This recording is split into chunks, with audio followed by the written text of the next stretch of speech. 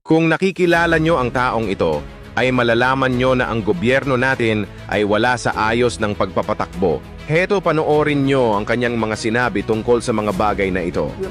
Paano pupunta yung mamumuhunan dito, RBR? The worst airport in the world. Philippines. Ikaw ang traffic capital of the world. Philippines. Ikaw ang pinakamataas ang kuryente, kagaya na pinag-uusapan natin. Philippines pa rin yan. Pinakamahal ang internet at pinakamabagal. Philippines. Isip-isipin mo, magse-set up ka lang ng isang korporasyon, pati tanod pumipirma. Anong gagawin? Hindi ka ba mag-iisip kung paano natin talaga aayusin ang ating. Magsimula tayo sa mga taong iluluklok natin. Ilang milyon tayo ngayon? 115 million Filipinos. On the assumption that a family comprises 5 to 6 members, meron tayo ngayon 24 million families. If we are to elect 24 senators, so ang ratio for every 1 million families, isang senador dapat ang panggalingan doon. Tama.